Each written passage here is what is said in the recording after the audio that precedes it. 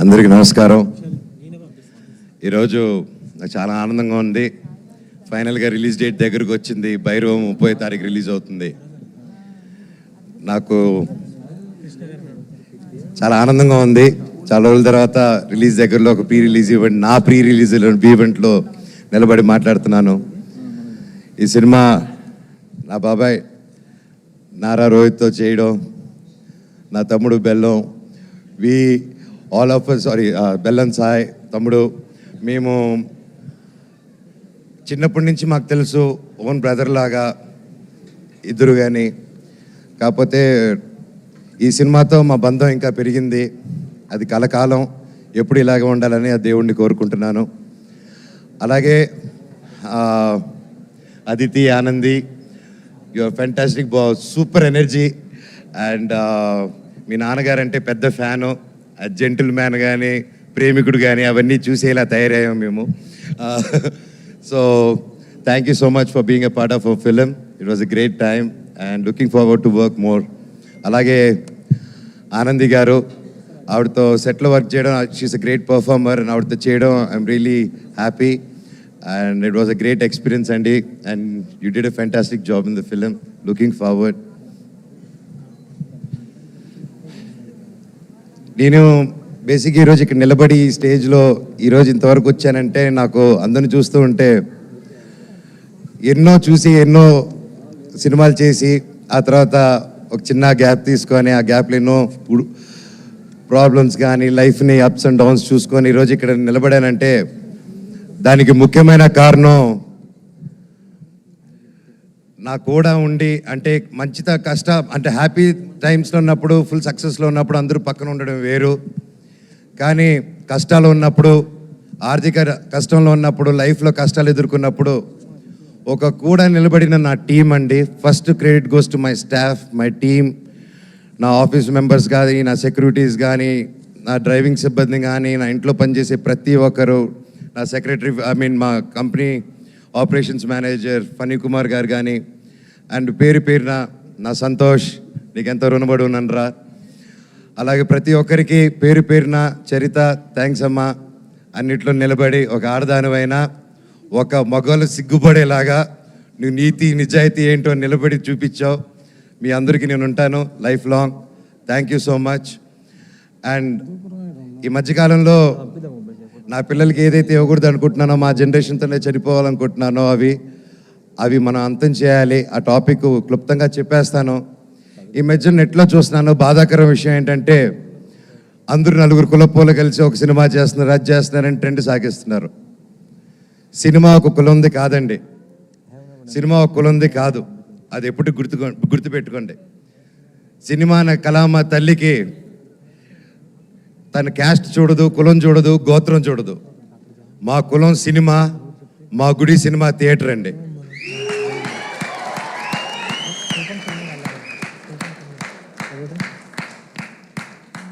Cinema ticket చిరిగేటప్పుడు ఇది రెడ్డి సినిమానా, కమ్మ సినిమానా, కాపు సినిమానా, క్రిస్టియన్ సినిమానా, హిందూ సినిమానా, ఎవరి సినిమా అని చూడరు.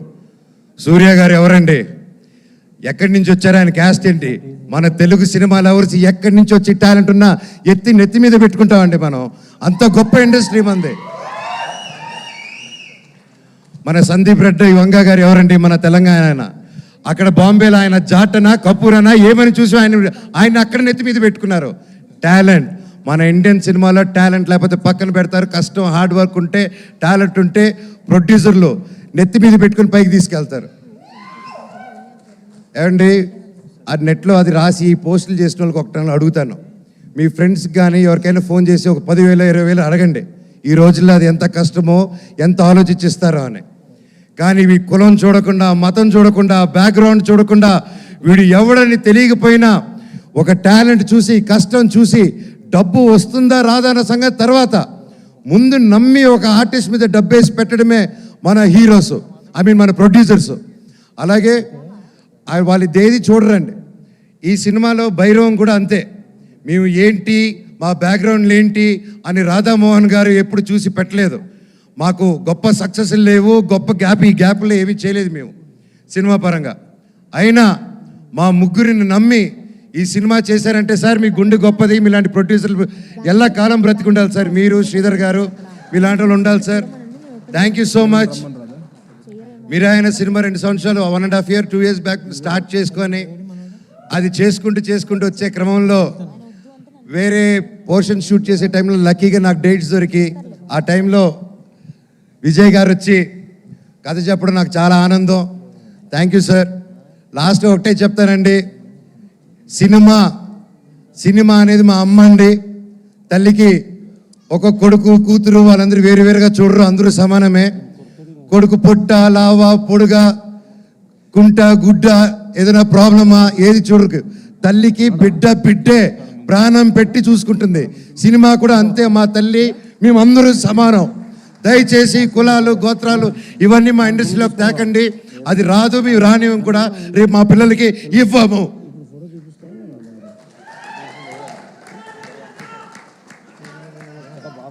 అద్భుతంగా ఉంది తమ్ముడు, కరెంటు తీగ ఇక్కడ.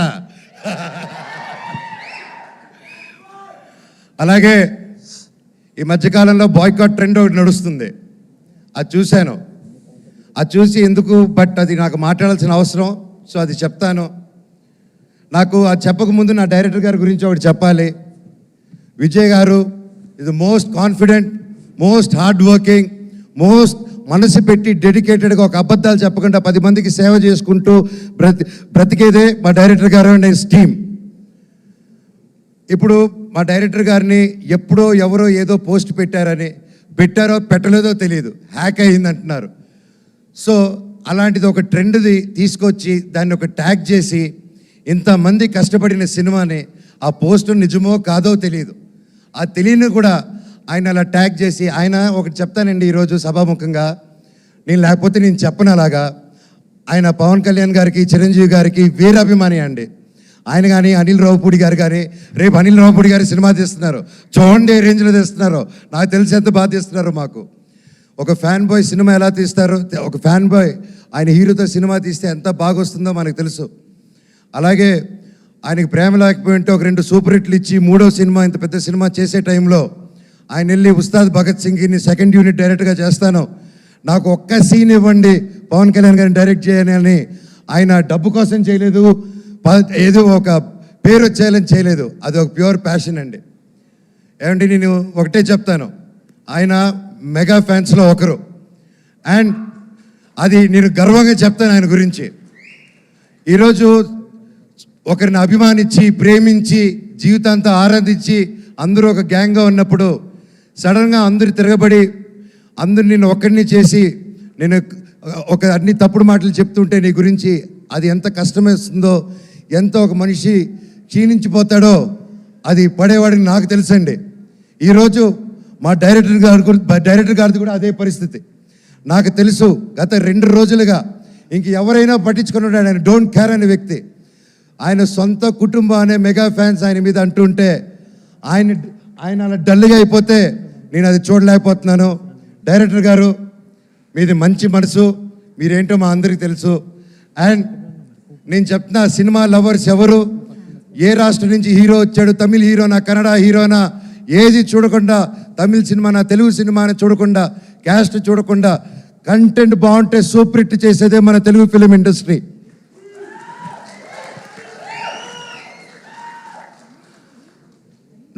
మన మెగా అభిమానులు కూడా, మెగాస్టార్ల అభిమానులు కూడా, మీరు కూడా వీర సినిమా లవర్సు.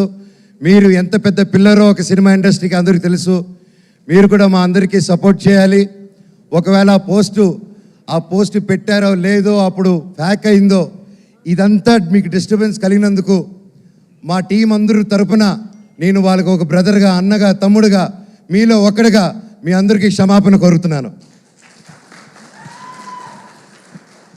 సినిమా ఒక్కరిది కాదండి, ఎంతో వందల మంది చేతులు కలిపితేనే ఒక సినిమా తయారవుతుంది. ఈరోజు మేమంతా కలిపి స్టేజ్ మీదకి వచ్చాము, మమ్మల్ని మీరు దీవించండి. నాది 9 సంవత్సరాల గ్యాపు, తమ్ముడిది బాబాయిది దాదాపు 4 to 5 years గ్యాప్ వచ్చింది. ఎంతో ఆశతో, ఎంతో ప్రేమతో నేను, మా కుటుంబాలు, ప్రతి ఒక్కరూ ఈ సినిమా గొప్ప విజయం అవ్వాలని 1000 కళ్ళతో ఎదురు చూస్తున్నాం. మీ మీద, దేవుడి మీద ఎంతో నమ్మకం పెట్టుకుని ఉన్నాం. సినిమా చాలా బాగా వచ్చింది. మీరందరూ దీవిస్తారని కోరుకుంటున్నాను. అలాగే నన్ను ఇన్ని సంవత్సరాలైనా ఇంత ప్రేమించిన నా ఫ్యాన్స్కి మీ అందరికీ మళ్ళీ మళ్ళీ మీ పాదాలకి వందనం.